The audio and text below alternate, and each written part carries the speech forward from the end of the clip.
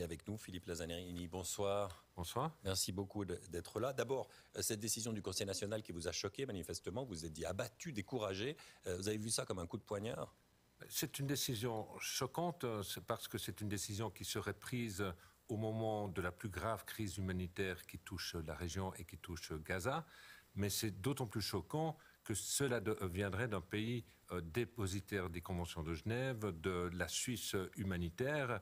Et le message qui sort de cette décision, puisque l'UNRWA est la principale agence qui apporte assistance et protection aux Palestiniens dans la région, eh bien, c'est de dire, écoutez, le droit humanitaire international est à deux vitesses, il ne s'applique pas aux Palestiniens.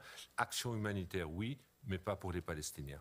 Alors, les élus du Conseil national qui veulent stopper cette aide financière disent que vous êtes trop proche du Hamas, qu'il se dit des choses dans les écoles de l'UNRWA qui sont anti-israéliennes. On vous reproche beaucoup de choses.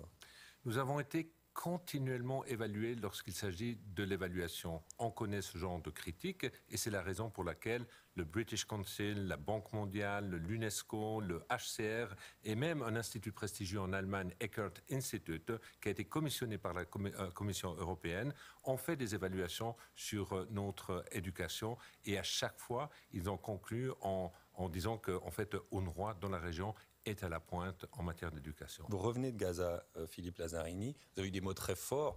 On a peut-être de la peine à se rendre compte. En quoi est-ce que ça devient au-delà des mots, finalement? C'est la guerre de tous les superlatifs.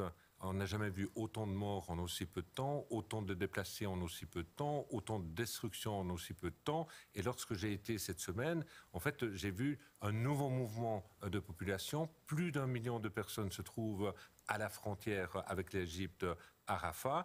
Et en fait, l'aide qui entre est tellement inadéquate que chaque camion qui essaye de traverser est arrêté par des gens absolument désespérés, pas pour piller le camion, mais tout simplement pour prendre la nourriture et la manger sur place. Vous avez l'impression que ce qui va se passer, c'est un déplacement. Ces populations ne pourront plus vivre à Gaza, finalement? Écoutez, les conditions aujourd'hui sont en place pour encore plus de désespoir. Effectivement, j'ai alerté la communauté internationale que si l'on n'augmente pas de manière significative l'assistance humanitaire à Gaza, il y a effectivement des risques que cette population décide de traverser. Vos équipes meurent sous les bombes en ce moment. Nous n'avons jamais perdu autant de monde. 134 employés de l'UNRWA ont été tués depuis le début de la guerre, mais il y a aussi eu un record de tués en matière de personnel médical, au niveau des journalistes, et surtout les femmes et enfants. Je rappelle qu'il y a eu plus de femmes et enfants tués en 50 jours que de civils pendant 2 ans dans la guerre en Ukraine. Tout de même, très difficile de distinguer les combattants des civils, le Hamas qui se mêle, peut-être à vos écoles, peut-être aux bâtiments civils. Pour l'armée aussi, c'est difficile de faire la part des choses. Il y a beaucoup trop de combats qui ont lieu au niveau au sein de cette population. Effectivement, nous avons vu que nos écoles ont été malheureusement la cible, comme les hôpitaux, et c'est la raison pour laquelle la question de la proportionnalité au niveau du droit humanitaire international est aussi importante. Et jusqu'à maintenant, ce que l'on a vu, c'est que cette guerre n'a pas forcément toujours été conduite de manière proportionnelle et en ligne avec les attentes. Le Hamas a pu se cacher dans vos écoles une fois ou l'autre? Ça peut arriver?